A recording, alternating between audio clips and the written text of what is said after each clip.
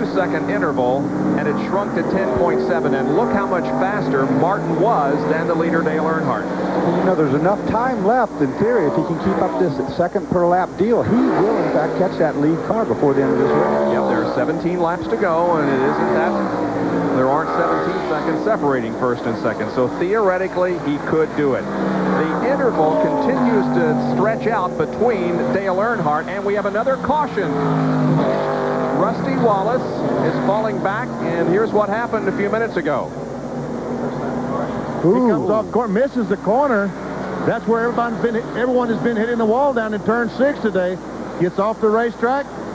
And what's the caution flag for, Bob? I think it's for oil on the racetrack. Well, it could be. The 75 car is going he's still going very slowly. Don't know if he'll get back to the pits, but there might be oil on the racetrack as well. Well, Rusty did a real good job there. He saw the brake smoke. He locked up that tire. He knew he was going off in the grass, so he took his foot off the brake, added a little bit of steering, and kept that thing right on the verge of going off in that grass. If he'd got on that grass, he'd have been right down there in the wall with the rest of them. Hey, guys, I got to say something. You know, while we've been talking about Mark Martin gaining on the leaders, you know who was outrunning Mark Martin? Joe Nemechek, who was right in front of him. He was outrunning Mark Martin. But Nemechek is a lap down in 23rd position, but it has been a good race for the defending NASCAR, Grand National champion. Pace car is out for the 5th time here at Watkins Glen.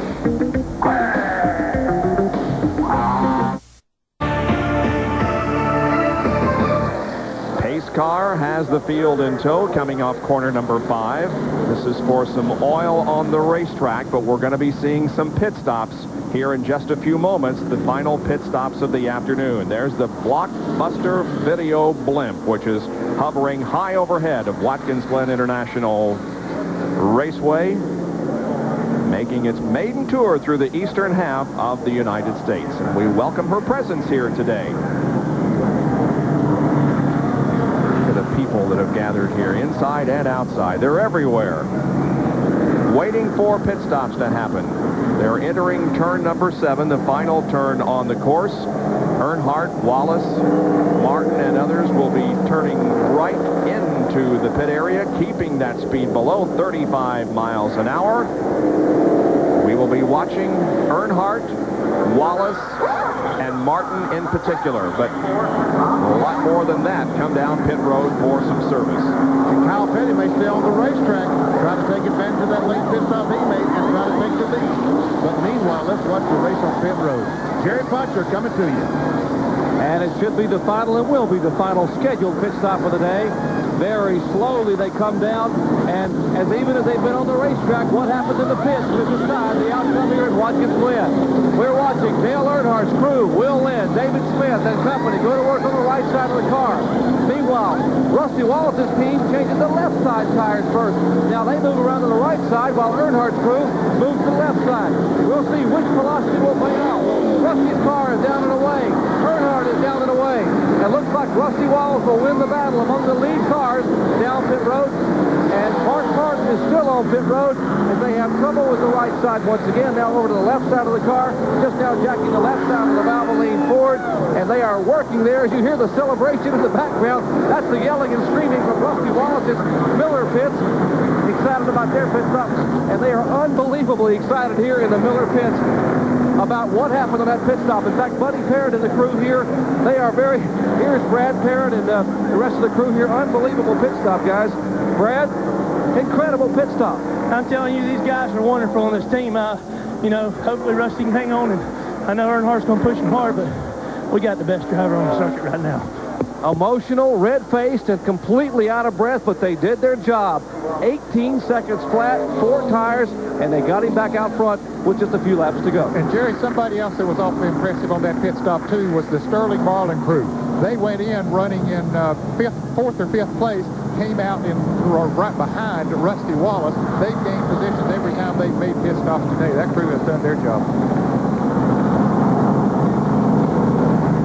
So for oil on the racetrack, we are under our 5th caution of the day. Pit stops have been completed. We should be back to racing in just a moment.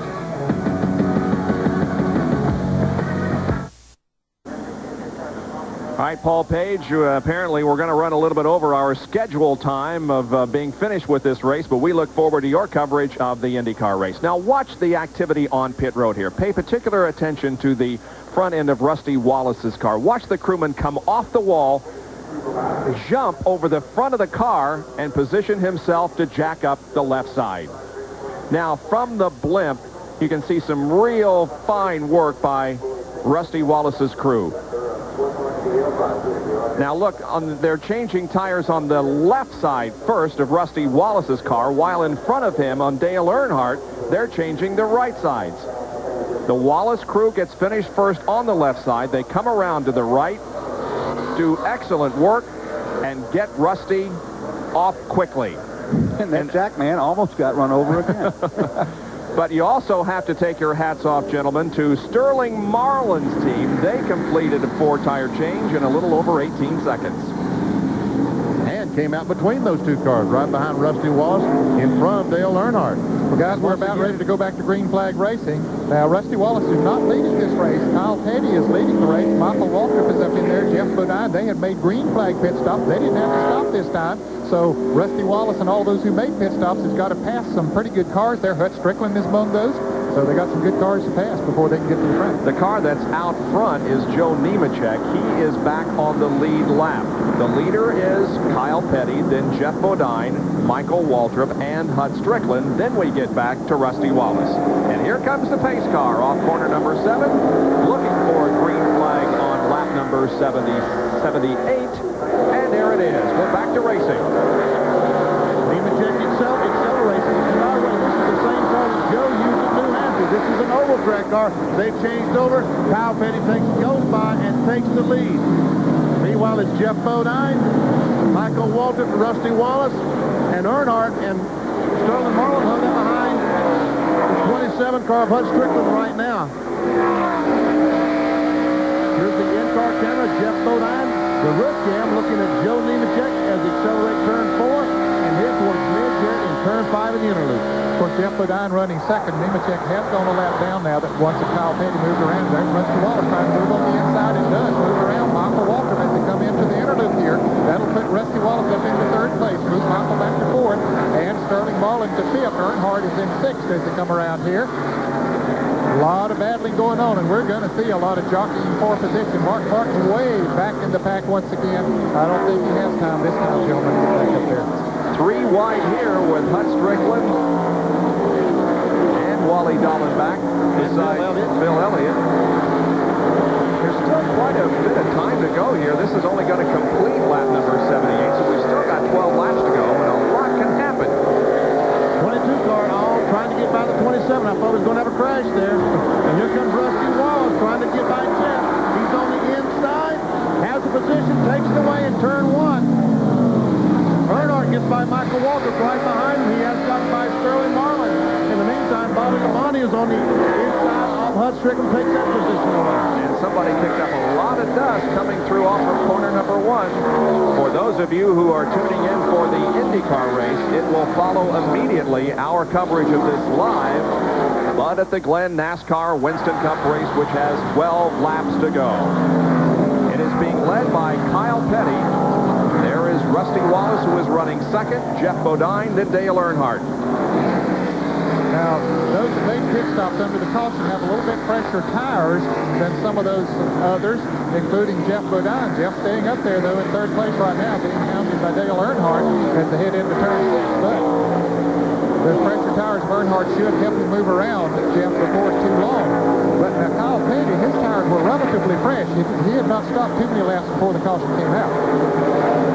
But Earnhardt is having his difficulty getting around Jeff Bodine. Here he comes off the corner, and maybe here on the long front straightaway he'll be able to do so as they head toward Benny. He pulls out to make the pass, but will he do it? He looks like he is on the inside. Oh, yeah. He clears him down the front straightaway, goes to turn 1. He actually gave him a little wave out the window there. I don't know what that was all about.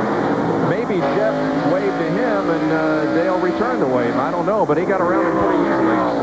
Meanwhile, a gaggle of cars there as he went through turn 1. All of them made it fine. This is a roof cam on the Motorcraft Ford of Jeff Bodine as he follows Dale Earnhardt through turn 3 heading up that back straightaway to the inner loop. Uh-oh, Darrell Waltrip off the course. He is spun right at the start-finish line, turn 7. It looks like the car's dead. That car is not headed in the right direction either. Here it is. Again, he's coming through corner number 7, and contact with Derek Coe.